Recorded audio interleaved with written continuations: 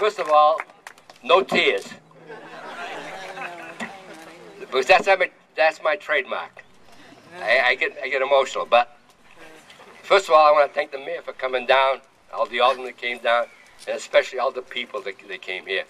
And I want to thank Tony Matarazzo, who's a good friend of mine.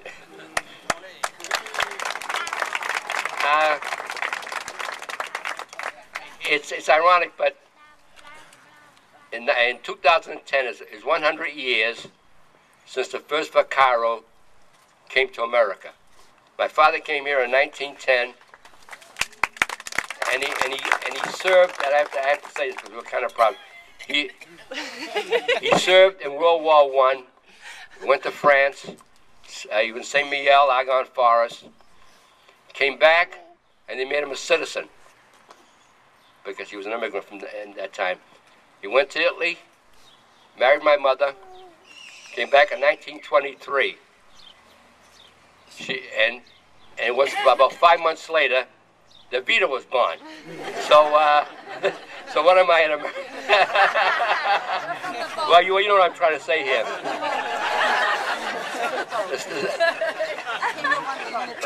But then the second thing is, we've had a big family discussion for the past year. I have to tell you, it's been a real good discussion.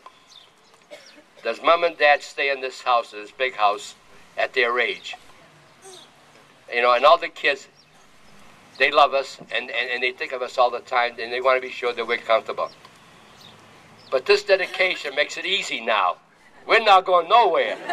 We're staying right here because of the dedication. And I have to say one thing, that this really is it's a humbling experience. It's humbling, and it's touching. I never dreamed, that I would do this, but I want to recount a few anecdotes that happened in my life. First of all, I like to tell about the time I went into the Navy. In 1940, I graduated from Boston English High School in 1941, and that was the year they bombed Pearl Harbor.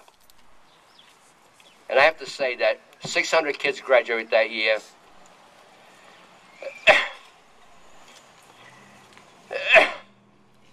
And 60 never came back.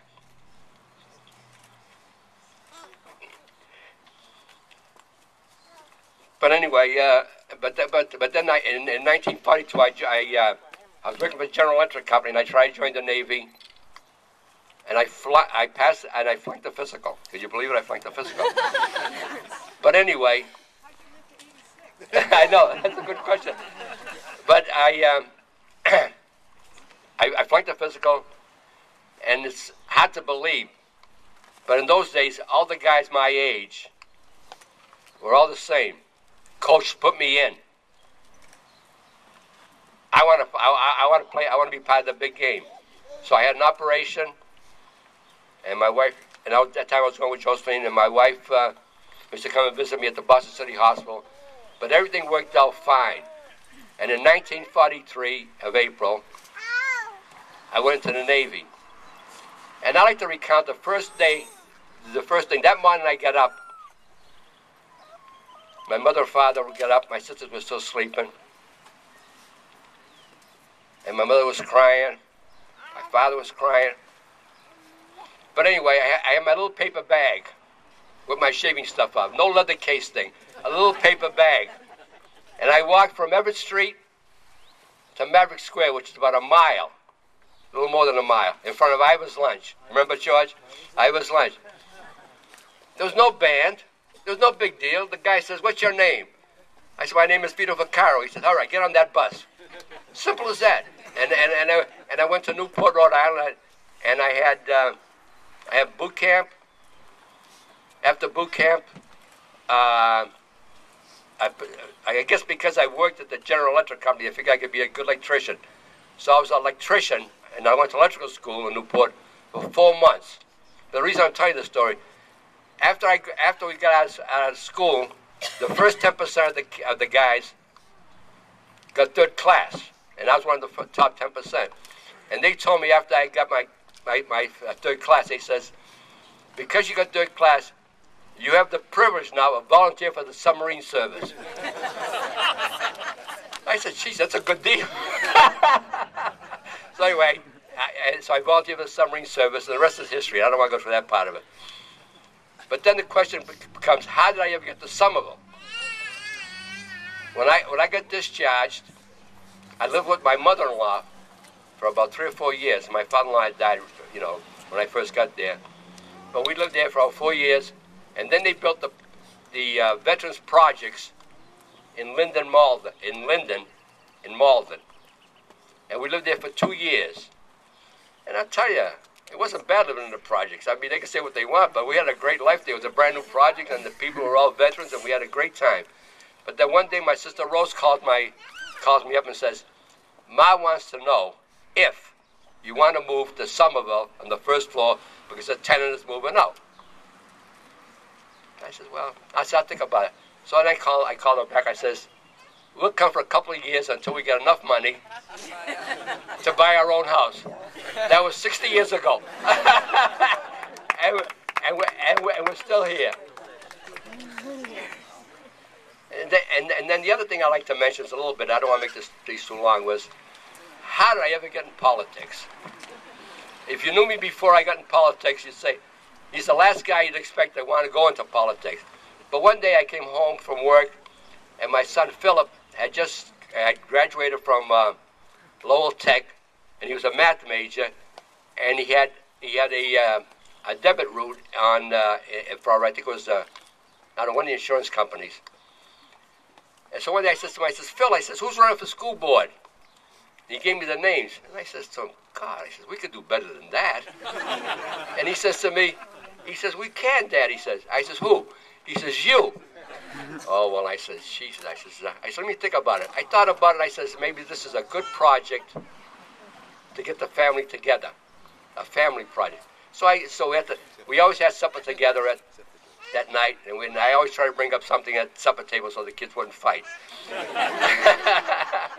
So anyway, to make a story, so I says, okay, I says, if you all help me, I'll run. And sure enough, they said they would help me, and I ran. Well, to make a story shorter is that I came in second.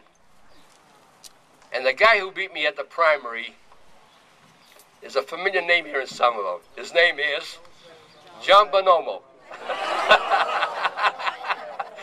John Bonomo beat me. So then at that point I says, oh God, I says, here I was in my middle or late 40s, and here's a kid 19 years old. I says, I don't mind losing, to a guy like Joe Mackey, but I do mind losing to a guy like John Bonomo. And would you know what? Vinnie Piero and Mickey Curtin came to my house right after that, and they said to me, Vito, we're not going to let you lose. We're going to help you. And sure to their word, Mickey and Vinnie helped me. We had a little problem, though, because Vinnie wanted to put a sign up, a flyer out that says, let's compare. Oh, I remember that.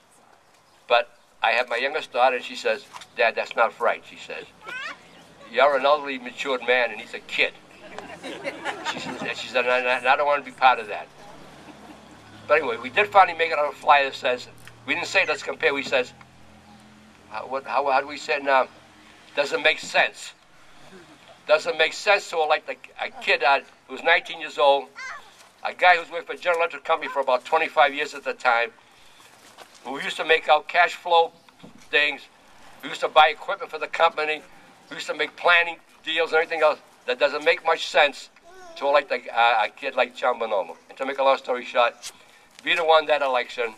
And then I won the second election. But then I says, 4 years, not getting paid, and not doing anything. I said, that's it. No more. That's it. And so I gave it up. After that, I ran for Alderman at large. I lost that election, but I looked at the numbers and I says, who got the most votes in Ward 4? It wasn't Billy Joyce. It wasn't the rest of the big guys in Somerville. It was Vito. So the next year, I called Jay Holmes to my house, and I says, Jay, I'd like to see you. So Jay came to my house. He says, He said, what can I do for you, Vito? I said, Jay, I want to tell you in advance, I'm going to run against you. He says to me, what can you say about me? Hey, Jay, I'll think of something. I said, I don't know. But to make a long story short, I did not know that Jay Holmes had moved out of the city. And he was trying to run from out of the city, from his sister's apartment house, from his sister's house in 10 Hill. So when he knew I got into the fight, he dropped out, and the rest is history. And the memory of Joe Mackey, I have to say, Joe died, a very young man, and I was really sad. But after the election, I told Joe, I said, Joe, if I wasn't running against you, I probably would have voted for you myself. And I let it go at that. And Joe and I were very good friends right to the end, and I was saddened when he died. So that's life. And now we're over here at this dedication, and I'm on the licensing board. I've been on there for about 12 years. Every year I say, well, maybe this is the last year. Maybe I'm getting too old for this, you know what. I said, I'm getting too old. But every year I feel like I'm participating in city government by going to the board meetings. And I have to tell you, and what makes it easier for me, too, to go to these board meetings is Warren Shaley. Warren Shaley is the police officer who works for the licensing board, and he picks me up. He takes me around to all the bars that I want to visit, and especially on making licenses or any anything that's any violations like serving underage or something like that. Warren will pick me up and we'll visit the bar and analyze the situation and try to come up with a fair assessment of the whole situation. And it's been fun. And it's been fun on the board. It's been fun living in Somerville. I have to tell you, I love Somerville, and that's one reason we didn't move up. I love Somerville. I loved St. Polycarp Church. I mean, there was no secret about that. I spent hours at St. Polycarp. I was the Boy Scout leader for 10 years. And the two years I served on the board of Aldermen, I tell you, they were tough years. One guy went to jail. The assessor went to jail. The former mayor went to jail. And they were building up the Assembly Square Mall. But thank God I was a Boy Scout, because there was always that trustworthy, loyal, helpful, friendly, courteous kind of leadership, clean and reverent. And that's the thing that we try to live our life by. And so with all that, I want to thank everybody else again. I hope I haven't been too long. I want to thank everybody. The what?